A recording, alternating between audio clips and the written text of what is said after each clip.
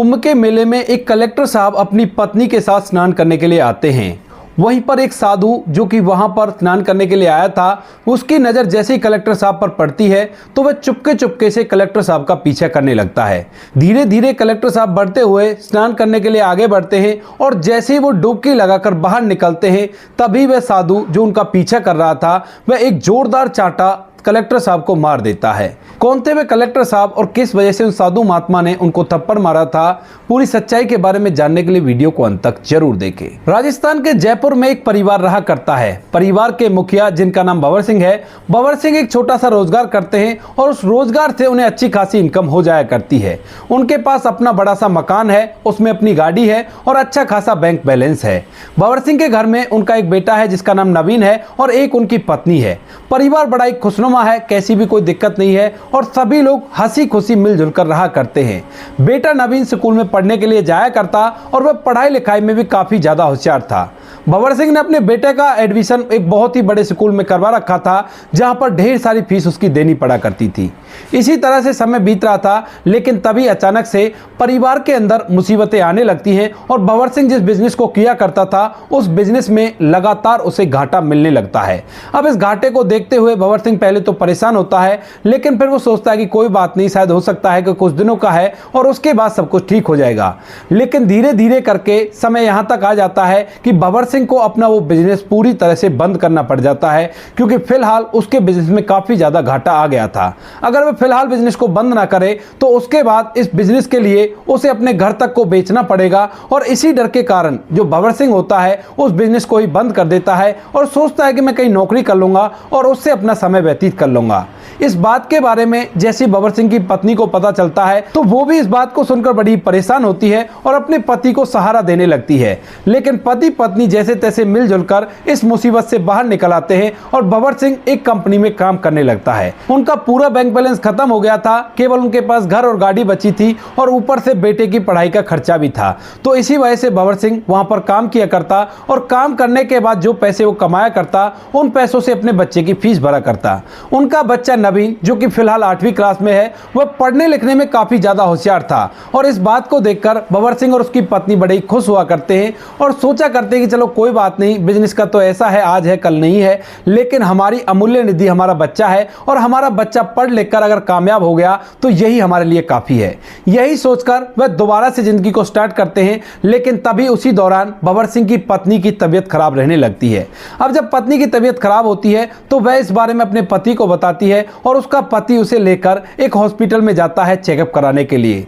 जैसी चेकअप की रिपोर्ट उनके सामने आती है तो एकदम से भंवर सिंह की आंखें खुली के खुली रह जाती हैं और वह इस बात को देखकर बड़ा ही हैरान हो जाता है, क्योंकि उसकी पत्नी को कैंसर था और कैंसर भी फिलहाल फाइनल स्टेज पर था। इस बात को देखकर भंवर सिंह बड़ा ही उदास होता है और इस बात के बारे में भंवर सिंह की पत्नी को भी पता चल गया था। तो उसके बाद वह अपने पति से कहने लगती कि कोई बात नहीं, जो कुछ भी अब हमारे साथ हुआ है उसको भूल जाओ और ऐसे ही अपना जीवन व्यतीत करेंगे, मुझे कहीं भी कोई भी इलाज नहीं कराना।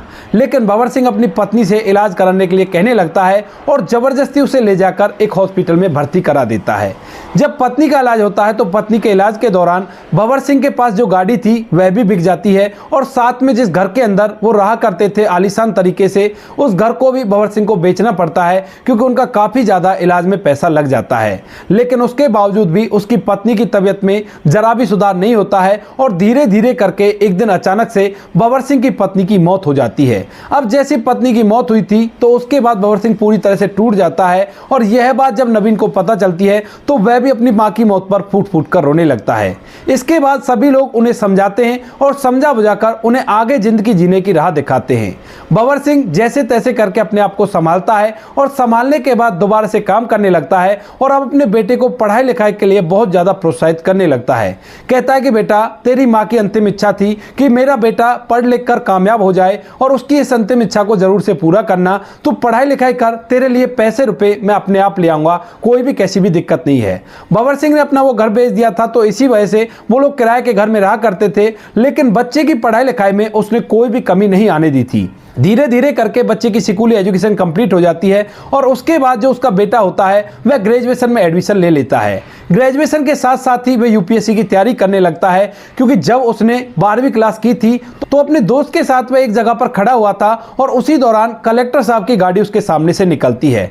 अब जैसे वो कलेक्टर साहब के ठाट बाट देखता है तो वह भी अपने मन में सोच लेता है कि मुझे भी कलेक्टर ही बनना है, और इसी वजह से उसने अपने टीचर से पहले ही पूछ लिया था कि कलेक्टर बनने के लिए क्या करना होता है। तो कलेक्टर बनने के लिए उन्होंने बता दिया था कि यूपीएससी का टेस्ट क्लियर करना होता है और ग्रेजुएशन करने के बाद ये टेस्ट होता है। तो इसके बाद जो नवीन होता है वह कलेक्टर बनने के लिए पढ़ाई लिखाई पर अच्छी तरह से फोकस करने लगता है और सोचता है कि चाहे जो भी हो जाए मुझे कलेक्टर ही बनना है और कलेक्टर बनने के बाद शानो शौकत से अपनी जिंदगी को बिताना है। यही सोचकर जो नवीन है वो अपनी ग्रेजुएशन को कंप्लीट कर लेता है। इधर उसका पिता भंवर सिंह जो कि नौकरी किया करता और नौकरी करके अपने बेटे की पढ़ाई लिखाई में पैसा लगा रहा था। जैसे उसकी ग्रेजुएशन कंप्लीट होती है तो उसके बाद भंवर सिंह अपने बेटे नवीन से पूछता है कि बेटा अब तुम्हें क्या करना है। तो नवीन कहता है कि पापा मुझे कलेक्टर बनना है और कलेक्टर बनने के लिए अभी मुझे कुछ दिनों कोचिंग लेनी पड़ेगी और कोचिंग लेने के बाद मैं कलेक्टर बन जाऊंगा। तो वो पूछने लगता है भंवर सिंह की बेटा कोचिंग लेने के लिए तुझे कहीं और जाना पड़ेगा या यहीं से तुम्हारा काम हो जाएगा। तो वो कहने लगता है कि पिताजी काम तो यहीं से भी हो जाएगा, लेकिन सबसे अच्छी कोचिंग इस चीज की दिल्ली में हुआ करती है, तो मैं सोच रहा था कि क्यों ना वहां से जाकर कोचिंग ली जाए। अब पिता अपने बेटे को कामयाब देखना चाहता था तो वो कहने लगता है कि बेटा कोई बात नहीं, तुम दिल्ली चले जाओ और वहां से कोचिंग कर लेना। तो बेटा कहता है कि पिताजी वहां पर कोचिंग करने में कम से कम 30 से 35 हजार रुपए महीने का खर्चा आएगा, क्या इतना पैसा आप मेरे लिए लगा सकोगे? तो पिता कहने लगता है कि बेटा कोई बात नहीं, तुम अपनी पढ़ाई लिखाई करो, मैं तुम्हारी कोचिंग के लिए इंतजाम कर लूंगा। तो वह कहने लगता है कि पिताजी आपकी तनख्वाह 18,000 रुपए है, तो आप इतने पैसों का इंतजाम कैसे करोगे? तो वो कह देता है कि बेटा तुम्हारी मम्मी के लिए जब हमने इलाज के लिए घर बेचा था तो उसमें से लगभग 4 से 5 लाख रुपए उसने अपने इलाज में लगाने से मना कर दिया था और कह दिया था कि बेटे की पढ़ाई में लगा देना ताकि वो कामयाब हो सके और इन पैसों को मेरे इलाज में बिल्कुल भी मत लगाना। तो उसमें से 4 से 5 लाख रुपए अकाउंट के अंदर बचे हुए हैं और उन्हीं पैसों से तुम आराम से कोचिंग कर लो, कोई भी कैसी भी दिक्कत नहीं है। इन पैसों को अपने बेटे को देकर भंवर सिंह उसे कोचिंग करने के लिए दिल्ली भेज देता है और भंवर सिंह का बेटा वहां पर जाकर कोचिंग करने लगता है। उसने हॉस्टल लिया था और हॉस्टल लेने के बाद एक कोचिंग सेंटर में अपना एडमिशन करा लिया था। वह वहां पे कोचिंग करता है और जैसे तैसे करके प्री एग्जाम को क्वालिफाई कर लेता है। अब जैसे ही उसका प्री एग्जाम क्वालिफाई हुआ था तो उसके बाद जो नवीन होता है वह श्रेया नाम की लड़की से प्यार कर बैठता है जो कि वहीं पर रहकर यूपीएससी की तैयारी कर रही थी। अब इस बारे में वह अपने पिता को भी बता देता है तो उसका पिता कहता है कि बेटा सबसे पहले तुझे कामयाब होना है क्योंकि तुम्हारी माँ की इच्छा थी और इस इच्छा को तुम्हें पूरा ही करना है। तो फिलहाल इन चीजों पर ध्यान मत दो, अपनी पढ़ाई लिखाई पर ध्यान दो और अपनी जिंदगी को सफल बनाओ। ऐसा कहकर पिता उसे समझा देता है, लेकिन जो नवीन होता है वह पूरी तरह से लड़की के चक्कर में पड़ गया था और उसके बाद उसे कुछ भी दिखाई नहीं देता है। नतीजन जब उसका मेन एग्जाम आता है तो मेन में वो क्वालिफाई नहीं कर पाता है और पूरी तरह से फेल हो जाता है। अब जब पिता को यह बात पता चलती है कि बेटे के लिए मैं मेहनत कर रहा हूं और साथ में यहां से पैसे भी भेज रहा हूं और उसके अकाउंट में भी पहले से काफी ज्यादा पैसे डलवा रखे हैं, तो वह एकदम से गर्म हो जाता है और अपने बेटे को फोन करके खरी खोटी सुनाने लगता है। जब पिता उसे खरी खोटी सुनाता है तो बेटे से यह बात सुनी नहीं जाती है और वह फोन को काट देता है। पिता को बड़ा ही गुस्सा आता है और वह बार बार अपने बेटे के फोन पर ट्राई करता है, लेकिन बेटा उस फोन को बिल्कुल भी नहीं उठाता है। तो पिता गुस्से से लाल हो जाता है और इसी गुस्से के कारण जो पिता होता है अपनी उस नौकरी से छुट्टी लेता है और छुट्टी लेने के बाद सीधा वहां से दिल्ली के लिए निकल जाता है जहां पर उसका बेटा रहा करता था। इसके बाद पिता वहां पर पहुंच जाता है और वहां पर जाकर अपने बेटे से बुरी भली बातें कहने लगता है और उसे धमकाने लगता है। कहता है कि मैंने तुझसे मना किया था ना कि लड़की का चक्कर अच्छा नहीं होता और तूने लड़की के चक्कर में अपनी जिंदगी को पूरी तरह से बर्बाद कर लिया है। अब इसके बाद जो भंवर सिंह का बेटा होता है वह उससे कहने लगता है कि पिताजी कोई बात नहीं, इस बार कर दूंगा। लेकिन पिता जो इस बात की राह देख रहा था कि उसका बेटा कामयाब होगा और उसके बाद उसे मेहनत नहीं करनी पड़ेगी, उसको बड़ा ही गुस्सा आता है और वह फिर भी उसे धमकाने लगता है। जब पिता बार बार उस लड़की का नाम लेकर उसे धमकाता है और कहता है कि तूने उसकी वजह से अपनी जिंदगी खराब कर ली है, तो जो नवीन होता है वह अपने पिता से उल्टी जबान लड़ाने लगता है। इसके बाद पिता और भी उसे धमकाते हैं, लेकिन नवीन नवीन एकदम से बागी हो जाता है और अपने पिता तक को गालियां देने लगता है। अब इसके बाद बाप बेटे में कहासुनी होने लगती है और कहासुनी के दौरान जो भंवर सिंह होता है अपनी पत्नी का जिक्र भी कर देता है और कहने लगता है कि मैंने तो उससे पहले ही कहा था कि हमारा बेटा नालायक है, लेकिन उसे ही तुम पर विश्वास था और इसी वजह से वो कह रही थी कि मेरा बेटा कामयाब जरूर होगा। लेकिन नवीन फिलहाल जो उस लड़की की वजह से पूरी तरह से बौखला गया था, वह अपने पिता के सामने अपनी मां के लिए भी अपशब्द निकाल देता है और कहता है कि तुम चले जाओ यहां से, मुझे तुमसे कोई भी मतलब नहीं रखना और मेरे साथ आज से तुम्हारा कोई भी संबंध नहीं है। ऐसा कहकर वह अपने पिता को धक्के मारकर उस कमरे से निकाल देता है, जो कमरा उसके पिता के पैसों से उसने ले रखा है और जहां पर रहकर वो कोचिंग किया करता है। इसके बाद जो नवीन होता है उसे अपनी गलती का कोई भी पश्चाताप नहीं है और वह श्रेया के प्रेम जाल में फंसा हुआ है और वह वहां पर रहकर उसके साथ ही मौज मस्ती करने लगता है। धीरे धीरे करके वहां पर रहते हुए उसे इसी तरह 1 साल बीत जाता है, लेकिन इस बार भी जो एग्जाम आता है उस एग्जाम में तो वो प्री एग्जाम को भी क्वालिफाई नहीं कर पाया था और बुरी तरह से फेल हो जाता है। अब जैसे वो फेल होता है तो उसे एकदम से ज्ञात होता है कि ये तो सच में ही वो बात हो गई जो बात पिताजी मुझसे कह रहे थे और मैंने बहुत ही गलत किया है जो अपने पिता के साथ ऐसा किया। इसके बाद जो नवीन होता है वो उस लड़की का चक्कर पूरी तरह से छोड़ देता है और दिन रात एक करके पढ़ाई लिखाई में मेहनत करने लगता है। वह अपने पिता को भी फोन करने की कोशिश करता है, लेकिन उसके पिता का फोन स्विच ऑफ आता है और फिर वो सोचने लगता है कि कोई बात नहीं, पिता का फोन स्विच ऑफ आ रहा है तो पहले पढ़ाई लिखाई करके कामयाब हो जाऊं और उसके बाद ही अपने पिता से मिलूंगा और उनसे माफी मांगूंगा। यह सोचकर नवीन वहां पर मेहनत करता है और मेहनत के दौरान उसकी मेहनत रंग भी लाती है। तीसरी बार में उसका यूपीएससी का एग्जाम क्वालिफाई हो जाता है और वह एक आईएएस ऑफिसर यानी कि कलेक्टर बन चुका था। कलेक्टर बनने के बाद वह बड़ा ही खुश होता है और इस खुशी को अपने पिता को बताने के लिए अपने अड़ोस पड़ोस में फोन करने लगता है। जहां पर वो रहा करता था वहां के एक पड़ोसी का नंबर उसके पास था, लेकिन उस पड़ोसी से उसे पता चलता है कि तुम्हारे पिता तो काफी दिन पहले से यहां से नहीं है और यहां से वो कहीं चले गए हैं इस मकान को खाली करके। अब यह बात सुनकर नवीन को बड़ी बेचैनी होती है, क्योंकि उसके पिता ने काफी उसको समझाने की कोशिश की थी, लेकिन उसकी गलती की वजह से आज उसका पिता उसके सामने नहीं है और इस खुशी को उसके साथ सेलिब्रेट नहीं कर पा रहा है। फिर वह सोचने लगता है कि कोई बात नहीं, फिलहाल ऐसा कर लेता हूं, अपनी इस ट्रेनिंग को कर लेता हूं। ट्रेनिंग को करने के बाद जब मेरी ज्वाइनिंग होगी तो उसके बाद पिताजी को ढूंढ लूंगा। ऐसा ही वो करता है, वहां से ट्रेनिंग के लिए चला जाता है और ट्रेनिंग कंप्लीट होने के बाद जैसे वो कलेक्टर बनता है और उसकी पहली पोस्टिंग होती है तो उसके बाद वह अपने पिता को ढूंढने की कोशिश करता है। जहां पर उसकी पोस्टिंग होती है वहां से वो अपने शहर के कलेक्टर साहब से कांटेक्ट करता है और कांटेक्ट करने के बाद अपने पिता को ढूंढने के लिए उनकी मदद लेता है। लेकिन पुलिस प्रशासन की मदद से और कलेक्टर साहब की पावर की मदद से भी वह अपने पिता को नहीं ढूंढ पाता है और केवल उसे नाकामयाबी ही हाथ लगती है। वह बार बार अपने पिता के बारे में सोचा करता और फूट फूट कर रोने लगा करता है, लेकिन फिलहाल वह अपने पिता को नहीं ढूंढ पाता है। इसके बाद वह पूरी तरह से मायूस हो जाता है और जैसे तैसे करके अपने समय को व्यतीत करने लगता है। कलेक्टर बने हुए लगभग उसे 6 महीने हो गए थे और 6 महीने बाद अचानक से उसके पास एक दिन सुनील का फोन आता है। सुनील जिसने उसके साथ आईएएस की ट्रेनिंग की थी और वह भी एक कलेक्टर था और वह उसके डिस्ट्रिक्ट में किसी काम से आ रहा था अपनी फैमिली के साथ। अब जैसे नवीन सुनता है कि उसका वो दोस्त सुनील जो उसके साथ था और उसको उसके बारे में सब कुछ पता है वो यहाँ पर आ रहा है, तो वह उससे कह देता है कि भाई तू चाहे जहां भी रहे लेकिन तुझे ठहरने के लिए मेरे पास ही आना होगा और फैमिली के साथ तुझे यहीं पर रहना होगा। इसके बाद जो सुनील होता है वह अपनी पूरी फैमिली के साथ नवीन के यहाँ पर आ जाता है और नवीन के साथ बैठकर वो बातें करने लगते हैं। अब सुनील को जब वह खुश देखता है अपनी फैमिली के साथ तो उसे भी अपने पिता की याद आती है और जहां पर वो बैठकर गप लड़ा रहे थे वहां से जो नवीन है वो एकदम से उठता है और अपने कमरे में जाकर फूट फूट कर रोने लगता है। सुनील को यह पता था कि किस वजह से रो रहा है, लेकिन सुनील के पिता को यह बात नहीं पता थी, तो वह उसे पूछने लगता है कि इसको क्या हुआ और यह इस तरह से उठकर क्यों चला गया। तो सुनील अपने पिता को बताता है कि पिताजी दरअसल इसकी एक गलती की वजह से इसके पिता इससे रूठकर कहीं चले गए हैं और इसे नहीं पता कि वो जिंदा हैं या इस दुनिया को छोड़कर जा चुके हैं और उनकी ही याद इन्हें बार बार आ जाया करती है। अब जब आप लोगों को इस तरह से खुश होते हुए उसने देखा होगा तो उसे अपने पिता की याद आई होगी और इसी वजह से फूट फूट कर रोने लगा है। इसके बाद जो सुनील का पिता होता है वह उसके पास जाता है और वहां पर जाकर उसे समझाने लगता है। अब जब सुनील का पिता नवीन के पास आता है तो वह एकदम से उसके गले लिपटकर बच्चों की तरह रोने लगता है और कहता है कि बाबूजी मुझसे बहुत बड़ा पाप हो गया, मैंने अपने पिता का दिल दुखाया है और ऊपर वाला मुझे इसके लिए कभी भी माफ नहीं करेगा। तो वह उसे समझाने लगता है, कहता है कि बेटा कुछ भी तुम्हारे हाथ में नहीं है, जो कुछ भी होता है वो ऊपर वाले की मर्जी से होता है। अगर तुम इसी तरह से अपनी जिंदगी को बर्बाद करोगे तो वो चाहे जहां भी हो वो बड़े ही दुखी होंगे और अगर तुम अपनी जिंदगी को अच्छी अच्छी तरह से जियोगे